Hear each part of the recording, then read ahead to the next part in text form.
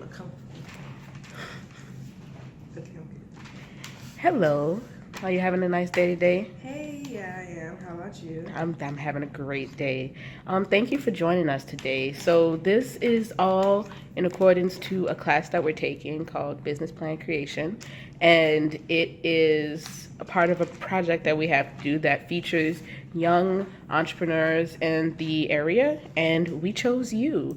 So before we start, we're actually just going to introduce ourselves. My name is Michael Wells. I'm Keosha Washington. I'm Jordan Keller. And we're going to be interviewing you today. Okay, so can you introduce yourself, please? My name is Lois D.H. Mahor. I'm 20 years old. I'm a junior. I recently changed my major to management with a minor in entrepreneurship. I'm a business owner. I co-own a custom night job with my sister. I'm a multifaceted creative.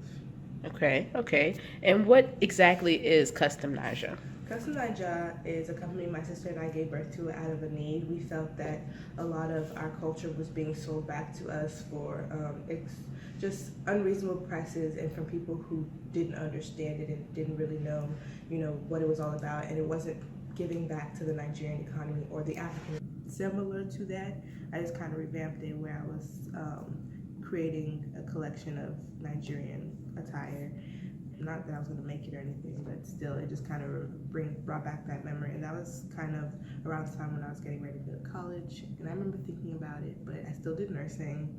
And none of my nursing classes really prepared me to be an entrepreneur. I can't lie, but I mean, that's just kind of how faith works and how life turns out. I remember taking B-Law, last semester, and I really enjoyed it. And I was like, yeah, I kind of see myself doing this really seriously when I graduate. Still thinking I was gonna graduate in nursing, but when that didn't really work out for me, I really thought about it, and I was like, if I could have gone back and started over, I would have done business or something in that area, whether it be marketing or management or accounting or whatever. But Tell us about your life before you were an entrepreneur.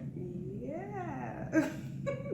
Okay, so I was born in 1997 in Orange County, California, and I moved a lot. I lived in New Orleans for a while, lived in Lagos, Nigeria for like 5, 6 years.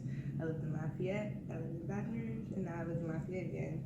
But growing up, I mean, I'm the youngest. I was always really creative. Loved taking art classes. So I've been a painter since high school. I did dance from a really young age until high school. I stopped in high school because art was just my passion. That's kind of what took all of my time. I loved it. I love to travel. Culture means everything to me. My culture, learning about other people's cultures. It's all great. What else about me? Would you tell me about yourself before you started your first venture? Definitely. So we started our business venture in the summer of 2016, which in the summer would mark, 2 years. And I was in transition. I had just finished my second semester of college at LSU, and I was going to transfer to UL after the summer. And I remember it was just like summer, you have a lot of time in your hands. I usually paint during the summer. That's like the thing that I do most, commission. And I just thought about, I really wanted some clothes from home, but I wasn't going home. And I tried to look for some, and the prices were just really high, and I just wasn't really liking the things, and it just really didn't give me that home feeling, So I remember talking to my sister and just being like, I really know this is crazy, but I would love to start my business and do this, and that. And we talked about it. She was like, wow, that's wild, because me too, but I want to add this and this. And we were like, let's start a business. And we were like, okay, let's just do it. Like, we could just keep it small, very personal, and sell to our friends and our family and just like keep it like that. But the more we did it, the more we were like, okay, yeah, we can actually turn this into a real business and put in effort and learn and grow. So at the time, the only people that I had real inspiration from, that I thought, okay, yeah, this is something I actually like, not what I don't like, was like Grassfields, Shop Suva, and Rap Life. And those are all different companies that sell either Nigerian or African inspired clothing or head wraps. Rap Life is head wraps, the other two have a little bit of both. So yeah. initial funds needed to start your venture, and did you have any outside help obtaining those funds? Yeah, that's a great question. We didn't have a number for our initial funds needed. Honestly, we just kind of jumped head first in. What we really needed was the product, and so that kind of lends into outside help. Our mom was really the only person that helped us off starting off, because she was able to bring some products to the States for us when she came to visit. And so that's when we started breaking down, okay, how much did she spend? And we had to work out how we were going to pay that back to her for the actual products. But then we had to consider, the labor amount of bringing that over here. So if my mom isn't going to do it, who is going to do it? How much is that going to cost? How much do we have to add on to each product to cover that cost as well, rather than, just selling it for the exact market cost? And so that's kind of how we started. Once we had gotten our first collection of items, which was head wraps, dashikis, waist beads, and I believe shea butter, because we use a lot of shea butter in a lot of our products.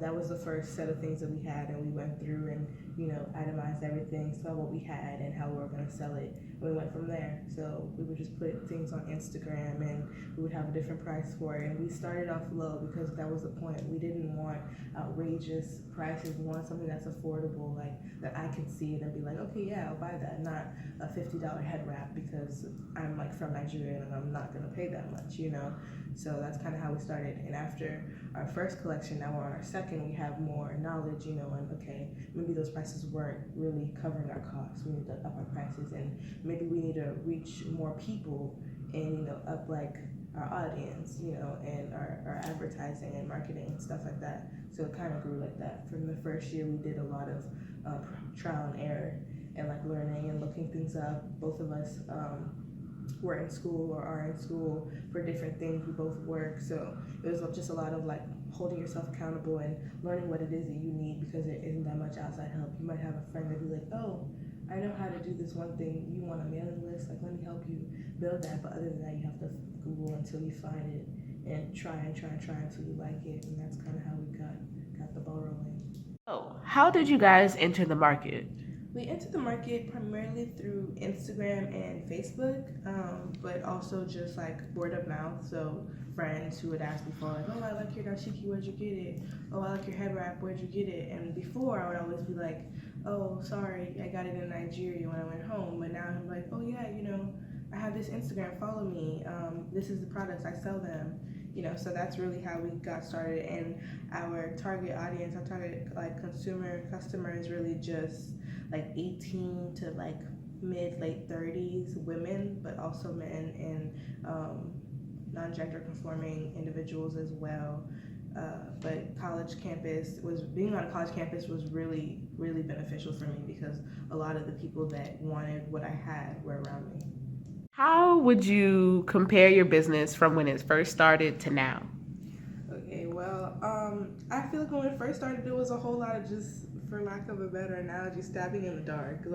You're just trying to figure out what works and what's right and what's gonna, give you more sales and more happy customers, and what's more efficient. So now that we kind of have some of those things under our belt, that we have a better foundation, we're able to build on that. So like I said, expanding our audience.